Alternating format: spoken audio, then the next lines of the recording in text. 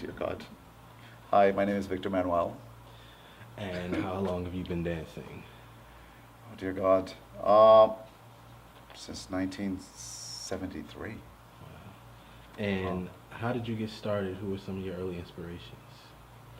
Um, Nijinsky and Nijinsky and Nureyev, way back in the silent films. Um, because I was a street dancer prior to being a trained dancer, so for me it was the movies, the musicals. West Side Story, Seven Brides for Seven Brothers, you know, things like that. Gene Kelly, Fred Astaire. Growing up as dancers, we all go through that phase with our parents or just our peers are saying, oh, dancing is just a hobby. Tell me about your transition from taking it from a hobby into actually making it a career with some longevity and how you went about doing that. Huh. Well, for me, it's interesting that you asked that question because for me, it's a different point of view of where I came from because I came from, like I said, it's street dancing, and the situation that triggered that is I used to do some folk dancing when I was younger, and I had scholarships to go to ballet companies in Mexico for folk dancing, but then at the same time I was a Mexican cowboy, with the big hats and the ropes and the horses. So the bullying started coming in, unfortunately, because I was figuring out that I was gay, and back in the 70s and 60s, you really there was no really out if you were gonna end up accepting the fact that you were gay, because it wasn't a safe atmosphere to be who you needed to be. So, to cut the long story short, I ended up going. My dad sold my horse. I got upset with my dad, and he sold my horse because he found out.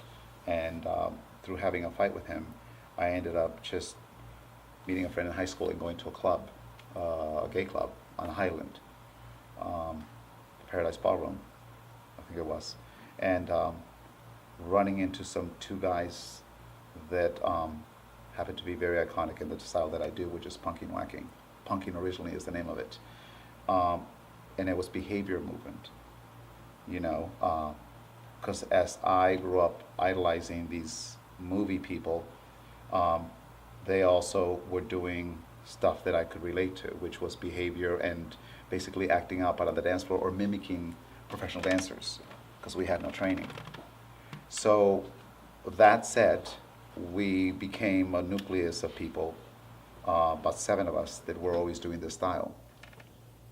And what changed for me was when everybody started coming into the clubs trying to learn how to do what we were doing, when in reality we were just interpreting our surroundings or escaping in our brain and pretending we were movie stars or dancers or, whatever we wanted to be to escape from the outside world. And what changed for me for this was when I happened to be asked to audition for Diana Ross. They came to another club that used to do this dance, uh, which, by the way, is where the dance reached the zenith. Like it plateaued, like it became huge. Uh, Geno's too. And there was a choreographer that was looking for dancers for Diana Ross for a Vegas special. And we all auditioned. And I ended up not getting it because I also was taking classes to learn tricks to win contests. Because if you were only able to do one style or one thing, then you could only basically have a heads up on so many situations. So I would go to ballet class, I would go to jazz class, and using my folk dance background, besides the dance that we were doing, which was behavior, movement, all of this, um, I started taking jazz classes. So there was a guy, and I also did gymnastics. So there was a guy, Lonnie, who got the job, my friend Lonnie, and he was a gymnast. So they took him because he was a better gymnast, of course, than I was, because I was his forte. He was also a punker. And Billy Goodson, who was a choreographer, was a jazz dancer doing the style that I did. So he went because he was obviously the assistant choreographer, and then Lonnie went because he was a better gymnast. So a friend of mine from that group was looking for dancers for Grace Jones. So he took me on the road with him back in, I want to say 78. And I had never seen this. I mean, I've heard about this woman, but I never met her till I got the job. I went to New York. We did the show. Comes out this amazing looking woman with a shaved head and a horse outfit and horse tail, and we're on stage and we're in a gay club, and she said, whatever you do, I trust you. So we just used to dance, punk, whack, couple dance, do all of that with my friend Danny. And I remember one time her and Jean-Paul Gaultier, who was her fiancé, who's a famous French artist, said to me, he goes, I don't know what you're doing, but whatever you are, it seems to be very captivating, and you should you should train. You should not just you should train. You should seek out the professionalism of this. And that's when I started, I think back in 79, when I came back from the road with her, I started training, taking class, getting scholarships. And for me, because it was such an escape from everything that I was going through, the bullying and everything, it was a safe haven. It was something I could control. You go out to the outside in the streets, and I grew up in projects, and there's gangs, and everybody's calling you puto, fag, all of that. And going into a dance class was the only place where I had control. If I wanted to plie, if I wanted to go kick higher, anything I wanted to do technically, I had control. So anything that I could do to give me facility for my body to do what I wanted to do, which is expression, I did it. And I started working.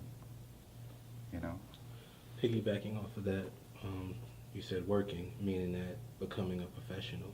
Can you talk about the different stages that you've seen dance go through in the industry, as far as they're trying to unionize it now, and just the different things, the different fights that they've had to go through, to get paid? Even, I know it's probably the same fight that you guys were having back then. Yeah. See, I knew nothing about this, because I know that when I was with Grace, I worked with her from 78 through 1980 almost, back and forth and taking class. And, even if I would go into a little town, I would go find out and do a little class. And so she would pay us model rates. I had no idea that you can get paid for this. So she would pay us a per diem, which I found out was they had to pay you for food. She would pay us a per diem for the day, and then she would pay us for the show if we were on stage. So the per diem, let's just say that I went to New York for 5 days. I got paid 5 days for per diem, which is food. But if I only did one show, I only got paid for one show.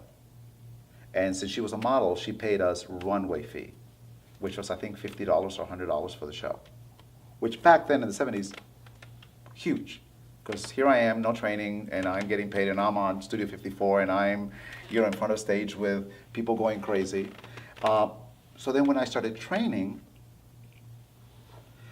I realized that you had to belong to a union if you were an actor, or if you were a singer, or if you were on Broadway. So that's when I started learning about the people that got the union cards, even though they were just dancers, were the ones that were getting more work, because there was, cattle calls, and there was union call. And the cattle call literally means you're there like a bunch of cows. That's really what the word comes from. And if you're good enough, they get to see you, and then they pick you to go into the union group. A union group gets called at a certain time, and after you build a name for yourself, the choreographers just call you. We didn't even have agents back then, So the first job that I ever did that I realized the severity or the seriousness of the union was Staying Alive. I went to audition. I knew of the choreographers. And I was like 500 something number, which is ridiculous. That's how many dancers they'd seen. So I remember